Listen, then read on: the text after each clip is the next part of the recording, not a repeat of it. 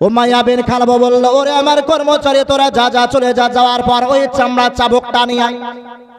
বিল্লাল তো সহজে নবীর কালেমা ত্যাগ করবে না।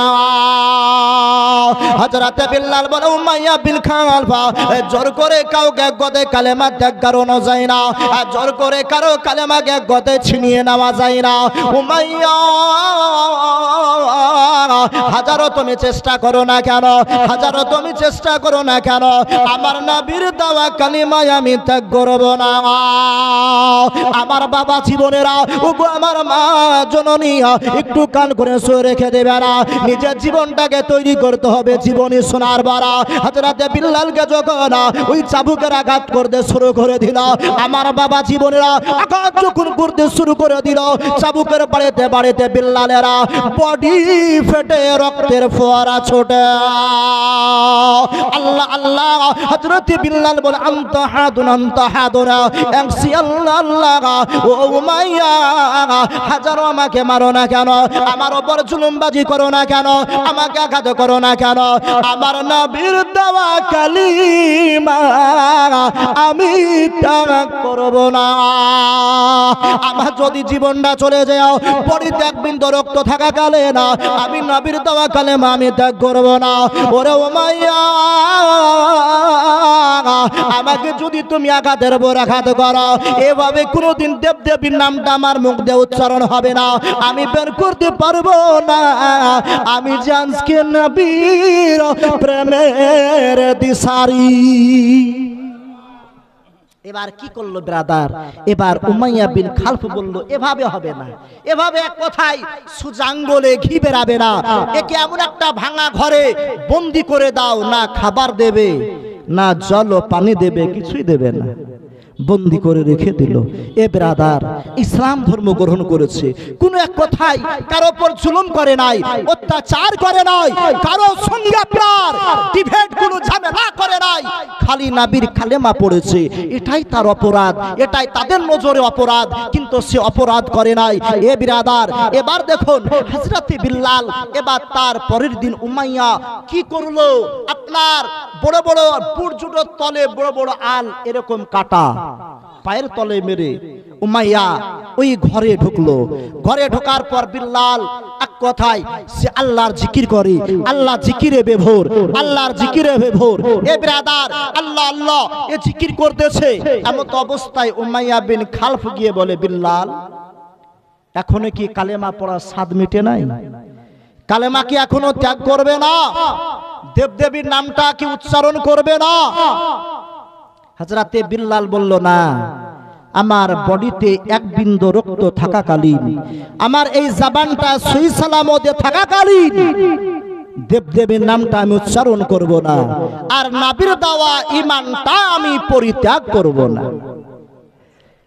এবার এ উমাইয়া বিন খালফ কি করলো, জুতোর পায়ের তলে আপনার এরকম আল কাটা মারা লাত মারতে শুরু করে দিল। আল্লাহ আল্লাহ, লাত মারতে যখন শুরু করে দিল আমার বাবা জীবনেরা, এবারে লাত যখন মারে এই কাটাগুলো বড়েতে ঢুকে যায় আর রক্তের ফোয়ারা ছোটে।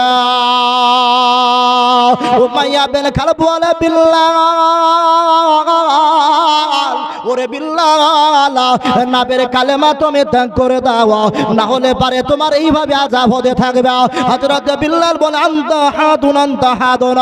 ওরে উমাইয়া, দুনিয়ার বুকে আল্লাহর জাহান্নামের চাইতে এই কষ্টটা আমার কাছে কিছুই নয়। একবার জোরে বলা যাবে কি সুবহানাল্লাহ? দুনিয়ার এই কষ্টটা আমার কাছে কিছুই নয়। একদিন তুই দুনিয়া ত্যাগ করে কবরে যেতে হবে, কবরের আযাবটা তো ভয়াবহ, সেই তুলনায় আমার নিকটে কিছু না। হযরতে বিল্লাল বলে, উমাইয়া, এইভাবে নবীর কালেমা ত্যাগ করা যাবে না। আমি যে আমার নবীর আশিক দিওয়ানা হয়ে গিয়েছি, আমি যে আমার নবীকে আপন করে নিয়েছি, আমি আমার নবীর কালেমা পড়ে নিয়েছি, আমি দুনিয়ার বুকে কোনো এক কথায় ঝামেলা করি না, আমি যে কারো ক্ষতি করি না, আমি যে কারো সঙ্গে আমি কোনো গন্ডগোল করে না। ওরে উমাইয়া, আমার বডির ওপর হাজারো তুমি আঘাত করো না কেন, আমার উপর হাজারো তুমি জুলুম করো না কেন, আমার নবীর দেওয়া ঈমানটা এই কালেমায় আমি ত্যাগ করব না। আমার বাবা জীবনেরা এবার চা লাগবে না। এবার ব্রাদার দেখুন, এবার উমাইয়া বিন খালফ দেখলো এভাবে তো হবে না, কি করা যায়, এই কালেমা কিভাবে ত্যাগ করানো যায়, এইরকম চিন্তাধারা নিয়ে একবার দরুদে পাক আল্লাহুম্মা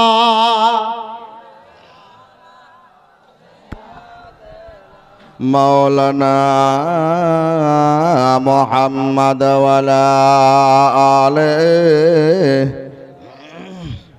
মাওলানা মুহাম্মদ। ভাই সকল আলা মুহাম্মাদিন সাল্লাল্লাহু আলা মুহাম্মাদ হরদম জবান কালো পাক নামে মুহাম্মদ। আমার সঙ্গে পড়ুন, পুকারো ইয়া রাসূলুল্লাহ ইয়া হাবিবাল্লাহ, পুকারো ইয়া রাসূলুল্লাহ, হাত তুলে ইয়া রাসূলুল্লাহ ইয়া হাবিবাল্লাহ, তুম भी कर कवन का चर्चा अपना दिल चमकाओ, ऊंच में वो चा नबी का झंडा, ऊंच में वो चा नबी का झंडा घर घर में लहराए, पुकारो या रसूल अल्लाह या हबीब अल्लाह, पुकारो या रसूल अल्लाह या हबीब अल्लाह। বিল্লালের জবানে আল্লাহ রাসূলের নাম। এ ব্রাদার এবার উমাইয়া বিন খালফ বলে এভাবে তো কাজ হবে না বিল্লাল, এইভাবে তোমার এক কথাই তুমি সোজে কালেমা তুমি ত্যাগ করবে না। তারপরের দিন হলো লঙ্কা আর আপনার লবণ নিয়ে গিয়ে তার বডিতে মাখাতে শুরু করে দিল। আমার বাবা জীবনেরা হযরতে বিল্লালের বডিতে যখন মাখা, বিল্লাল চিৎকার মেরে কেঁদে উঠে বলে মাবুদ, দুনিয়ার বুকে আমার নাবের কামি কালেমা পড়েছে, এতটা কষ্ট এতটা অত্যাচার হয় যেটা সহ্য করা মুশকিল, আমার উপরে এত অত্যাচার হয়, আমি গোলাম বলে আমার উপরে এইভাবে ব্যবহার করতে পারে, আমি তো কোনো অপরাধী নাই, আমি তো কারোর হুকুমের উপরে জুলুম করি নাই, আমি কারো তো কোনো ক্ষতি করি নাই। হযরতে বিল্লালের বডির উপরে এইভাবে যখন মাখায়া আনতা হাদুন ইয়া রাসূলুল্লাহ ইয়া হাবিবাল্লাহ গো, আমি কালেমা পড়েছি সেই কারণে আমার উপরে এইভাবে অত্যাচার হয়া, আমার উপরে জুলুম হয়া, এভাবে বডিতে আপনার মাখিয়ে দিল। বিল্লাল কখনো হস্ত কখনো বেহুশ হয়ে জমিনে পড়ে আছে। এবার যখন রেখে দিয়া আবার ওই ঘরে বন্দিশালায় রেখে দিয়ে চলে আসলো, আসার পর গভীর রাত্রিতে বিল্লালের জ্ঞানটা ফিরেছে। দুই চোখের পানি ছুঁয়ে দিয়ে আল্লাহর দরবারে দোয়া করতেছেন, আয় মাওলাই কায়নাত, আমি বিল্লাল কখনো হস্ত কখনো বেহুশ, আমার জ্ঞানটা কখন আছে তো কখনো নাই। আল্লাহ গো তোমার দরবারে আমি দোয়া করি, আমি বিল্লাল, আমি অসহায় গোলাম, আল্লাহ তোমার দরবারে প্রার্থনা করি, আল্লাহ ভুল করে যেন আমার জবান দিয়ে দেবদেবের নামটা না বেড়ে যায়, আমার জবান দিয়ে যেন আমার মুস্তাফার কালেমাটা উচ্চারণ হয়। আমি তো কাউকে পারওয়া করি না, আমি তো কাউকে ভয় করি না। আমার যদি জীবন চলে যায়, আমার জবানটা যদি সহি সালামতে থাকা, সদা সর্বদা আল্লাহ জিকির করব, আল্লাহ আল্লাহ আল্লাহর নামটাকে আমি জপব। দুনিয়ার আমি কাউকে পারওয়া করি না, জগতের আমি কাউকে কোনো ভয় করি না। আমার জবান দিয়ে আল্লাহর গুণগান হবে, আল্লাহর চর্চা হবে, আল্লাহর একত্ববাদের আমি সাক্ষ্যটা দেব। আল্লাহ গো এই দুনিয়ার ওকে আমি কাউকে কোনো পরোয়া করি না, আমি কারণ ওই কোনো মাথা নত করব না। আল্লাহ আল্লাহ আমার জবান দিয়ে যেন আমার নবীর কালেমা উচ্চারিত হয়, বলেন সুবহানাল্লাহ। এ বাবা জীবনেরা, আমার রাসূলুল্লাহর কেউ যদি আশিক দিওয়ানা হয়, ওই ব্যক্তি বেঈমান হয়ে মরবে না, ওই ব্যক্তি বেঈমান হয়ে মরবে না, নবীর কালেমা নসিব করে আমার নবীর সঙ্গে দিদার হয়ে সেই ব্যক্তির আপনার মৃত্যুটা হবে। বলেন সুবহানাল্লাহ। ইহুদি হোক, খ্রিস্টান হোক, নাসারা হোক, সে দলেরই হোক না কেন, যদি আমার নবীর আশিক দেওয়া না হয়, এক কথায় নবীর কালেমা পড়ে তার শেষ বিদায়টা, শেষ খাতেমাটা ইমানি হালাতে হবে। বলেন সুবহানাল্লাহ। বলে ভাই মাওলানা কি করে? একজন ইহুদি আমার নবী মুস্তাফা পয়গম্বর আজম মসজিদে নববীতে নামাজ পড়তে যেতেন, আর আমার নবী মুস্তাফার জুতো মুবারক নিয়ে চট করে এভাবে জুতো মুবারকের সুকতালা মানে জুতোর তলার দিক এইভাবে বুকে ঠেকে নিতেন। আর আমরা কি করি? কোন হুজুরে জুতো নিলে পরে ঝাড়া দিয়ে আগে দিয়ে পেছনে ধরি, মানে সাগরেদগিরি যাতে না যায়, খালিফাগিরি যাতে না যায়, আর আমাদের জামাতেও যেন কোনো নোংরা না লাগে। আর ইহুদির মোহাব্বত দেখুন, এভাবে জুতার সুকতলা ভাবে বুকে লাগিয়েলেন। এরকম কাজ 7 বছর করেছে। কয় বছর বললাম? 7 বছর করেছে, কিন্তু নবীর কালেমা পড়ে নাই। একদা মসজিদে আর আসে নাই। আমার নাই বলে আবু বকর সিদ্দিক, সেই ইহুদিটা কোথায়? সেই যুবকটা কোথায় যার দেখা যায় না? বলে হুজুর খুব অসুস্থ সেই যুবক। বলে চলো এক্ষুনি। নবী আমার গেলেন, যাওয়ার পর নবীর জন্য আলাদা সুন্দর চেয়ার করে রেখেছে। নবী আমার সেই চেয়ারে না বসে যেই বেডে যে জায়গায় ওই ইহুদি যুবক শুয়ে আছে, নবী আমার তার পাশে বসে গিয়ে মাথাতে হাত রাখলেন।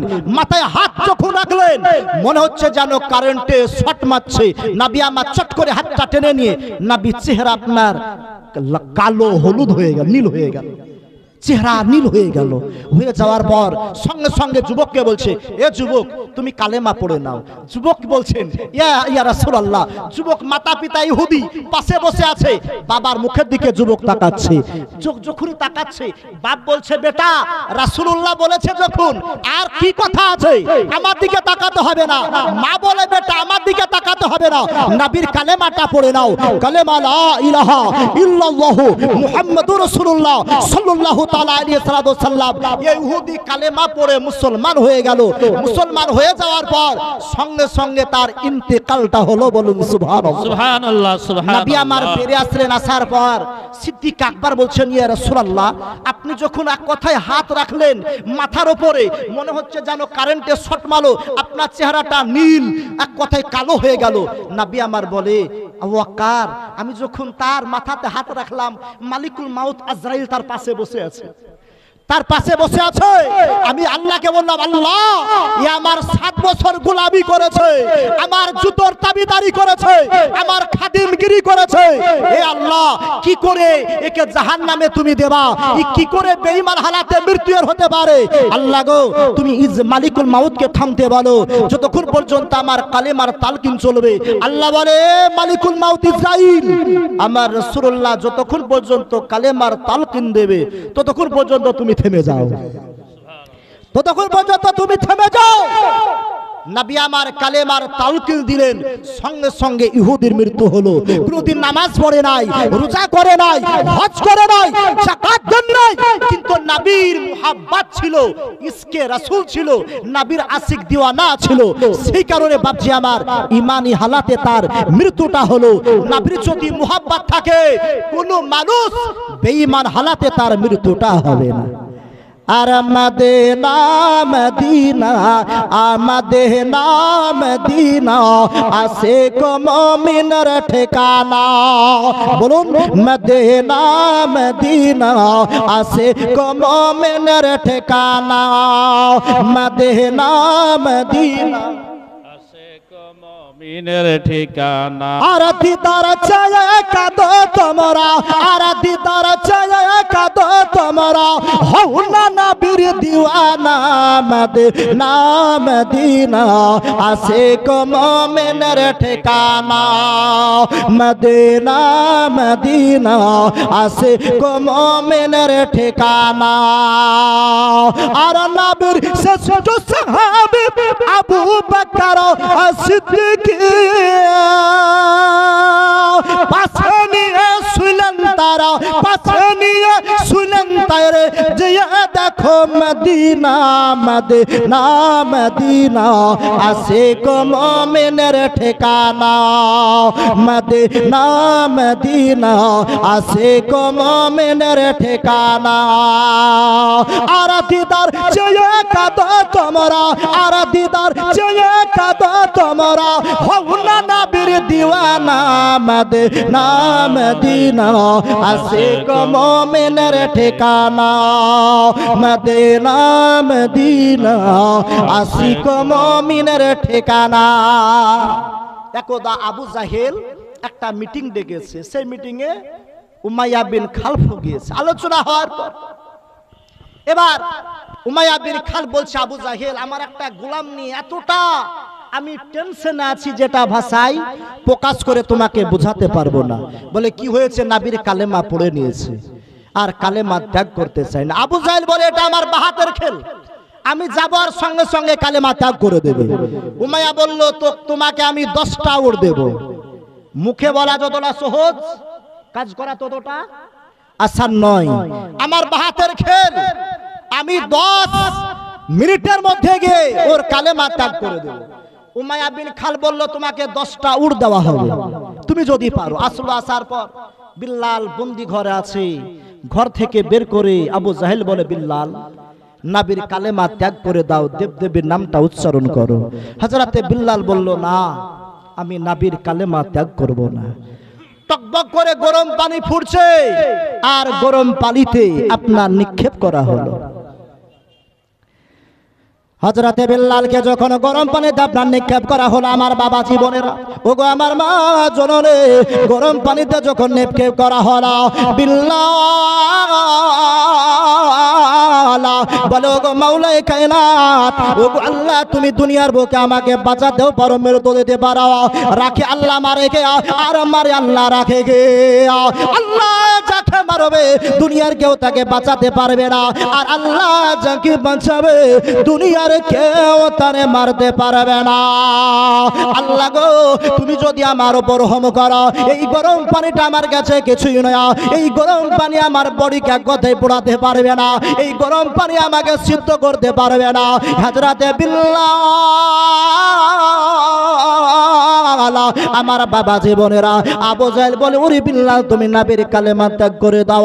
হযরতে বিল্লাল বলে আবু জাহেল আমার জবানটা কোন সই সালামতে আছে, আমি নবীর দেওয়া কালেমা ত্যাগ করব না। আবু জাহেল বলে এইভাবে হবে না। আগুনের কুণ্ড তৈরি করা হলো, ওই আগুনে বিল্লালকে যখন ফেলে দেওয়া হলো, আমার বাবা জীবনেরা মা বোনেরা যখন চুলোতে যখন এক কথায় বেগুন পোড়ায়া, বেগুনটা আপনার এক কথায় গাগুলো জোড়মোড়ো হয়ে যায়, বিল্লালকে যখন আগুনের কুণ্ডিতে ফেলে দিল, বিল্লালের বডিটা যেমন এক কথায় পড়ে যায়। আল্লাহর দরবারে বিল্লাল দোয়া করে, আল্লাহ এই জগতের বুকে একজন নবী তুমি পাঠিয়েছিলে না, সেই জগতের শ্রেষ্ঠতর নবী হযরত ইব্রাহিম আলাইহিস সালামকে নমরুদের অগ্নিকুণ্ডতে ফেলা হয়েছিল। নমরুদের অগ্নিকুণ্ড ফুল বাগিচায় পরিণত হয়। আল্লাহ তুমি কি না পারো? ওগো আল্লাহ তুমি আমাকে হেফাজত করতে পারো, আবার তুমি আমাকে মারতে পারো। ও বাবা জীবনের হযরত বিল্লালকে যখন আগুনে ফেলা হলো, বিল্লাল পাগলের মতো জারে জারে কাঁদে, আল্লাহ আনতা হাদুন আনতা হাদুনা, আমি তো কোনো অপরাধী নয়, আমি যে নবীর কালেমা পড়ে মুসলমান হয়েছে, আমার নবীকে আমি আপন করে নিয়েছি, আব্দুল্লাহর বেটা মুহাম্মদকে আমি মেনে নিয়েছি, এটাই হলো আমার অপরাধ। আগুন থেকে তোলার পর আবু জাহেল তলোয়ার দিয়ে বিল্লালের গালে ভাবে দাগ দেয়, 5টা দাগ দিল। এ বাবা জীবনের যারা মক্কাতুল মুকাররমা হজ করতে গিয়েছে, যারা হাবশি হযরতে বিল্লালের বংশধর, আজও তাদের গালে 5টা দাগ দেখা যায়, কাটা কাটা দাগ দেখা যায়, কাটা কাটা দাগ দেখা যায়। আমার আল্লাহ বলে বিল্লাল চিন্তা করো না, চিন্তা করো না, আমার যখন তুমি নবীর আশিক দিওয়ানা হয়েছ, আমার নবীকে যখন ভালোবেসে কালেমা পড়ে নিয়েছ, কিয়ামত পর্যন্ত জগতের বুকে যত আলেম ওলামা আছে তোমার আলোচনা তোমার চর্চা তারা করবে।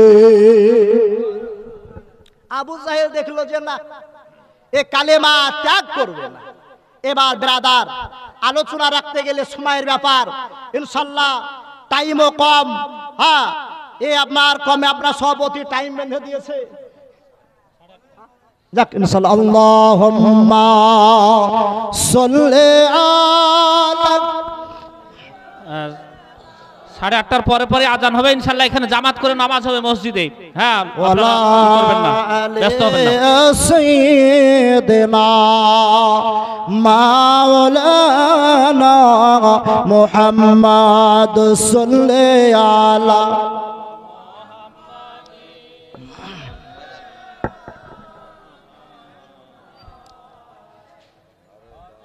জবান সিনা কালো পাক নবে মুহাম্মদ হরদম সাবান শফিআনা মুহাম্মদ। যাই হোক, একটি ঘোষণা কথা হচ্ছে, একটি আপনার কার মানিব্যাগ পড়ে গেছে, রাস্তায় পড়েছিল, একটি বাচ্চা ছেলে আপনার দিল আমার হাতে, আমি আসছিলাম, আমার হাতে দিল। জেনার হয়তো হতে পারে, আপনি এসে একটু বলবেন, ফোন নাম্বারও আছে, যার মানিব্যাগ পড়ে গেছে এখানে এসে বলবেন। আর বাচ্চা ছেলে একটা দিল, তাহলে ও তো মনে করতে টাকাগুলো বের করে নিলি নাকি। মা যেমন হবে তেমনি ছা হবে। মায়ে বোঝালো বাবা লিও না, দিয়ে দাও। এ তুমি ক টাকা লিবা, এ কিছু যদি লেও তার থেকে বেশি টাকা চলে যেতে পারে।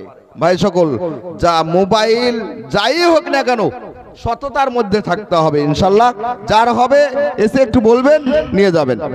যাক ইনশাআল্লাহ সভাপতি সাহেব ঘোষণা করলেন, ইনশাআল্লাহ সঠিক প্রমাণ দিয়ে নিয়ে যাবেন। খুব সুন্দর একটা এলান করলেন। যাই হোক, আবু জাহেল দেখলো যে না, এভাবে বিল্লাল কালেমা ত্যাগ করবে না, কালেমা ত্যাগ করবে না। কি করা যায়? মক্কার বালকদেরকে হাত পায়ে রশি বেঁধে টানতে শুরু করে দিল। আমার বাবা জীবনে ওগো আমার মা জননে হযরতে বিল্লালকে যখন টানতে শুরু করে দিল, মরুভূমির বালুকা রাশির উপর বিল্লালকে টানতে শুরু করে দিল। বিল্লালের জবান থেকে বারবার বের হয় আনতা হাদুনা আনতা হাদুনা, একসি আল্লাহ আল্লাহ আল্লাহ জিকির করা। আমার বাবা জীবনের ওগো আমার মা জননে বিল্লালকে যখন মরুভূমির উত্তপ্ত বালির উপরে টানা, পিঠের চামড়া গুলো বেনে চলে যায়, তবু আমার আল্লাহ আল্লাহ রাসূলকে ছাড়ে না, নাবির দেওয়া ইমানকে ত্যাগ করে না। ও বাবা জীবনের মরুভূমির বালুকার রাশির উপরে নিয়ে গিয়ে আবু জাহেল 4 হাত পায়ে আপনার পেরেক মেরে দিল। 4 হাত পায়ে পেরেক মেরে দিয়া মোটা মোটা পাথর গুলো বুকের ওপর চাপিয়ে দিল। বলে বিল্লাল, এখনো কি নাবির কালেমা পড়া তোমার সাধটা মিটে না? এখনই তুমি কি নাবিকে ত্যাগ করবে না? দেবদেবীর নামটা কি তোমার জবান দিয়ে বেরাবে না? ও হযরতে বিল্লাল, নাবি কি সুধা পান করিয়েছে যে সেই কালেমাকে তুমি ভুলতে পারো না, সেই কালেমাকে তুমি ছাড়তে পারো না? এভাবে তো কোনো কাজ চলবে না। ওরে বিল্লাল, নাবির দেওয়া কালেমাকে তুমি ত্যাগ করে দাও। আমার বাবা জীবনেরা, আমার হযরতে বিল্লাল বলে না না না, জবান যখন হিলায়, জবান যখন হিলায়, হযরতে বিল্লালকে দেখে বলে আবু জাহেল, ও বিল্লাল তুমি তো কালেমা ত্যাগ করবে না। এখানে দুটো রয়াত এসেছে। একটা রয়াত যখন জবান দিয়ে জিহ্বা দিয়ে সাক্ষ্য দেয় আকসি আল্লাহ আনতা হাদুন আনতা হাদুন, আকসি আল্লাহ আল্লাহ, তখন রয়াত বলেছে হযরতে বিল্লালের জিহ্বাটাকে টেনে বালির সঙ্গে পেরেক মেরে দিয়েছিল, আল মেরে দিয়েছিল, যেন বিল্লাল সাক্ষী না দিতে পারে।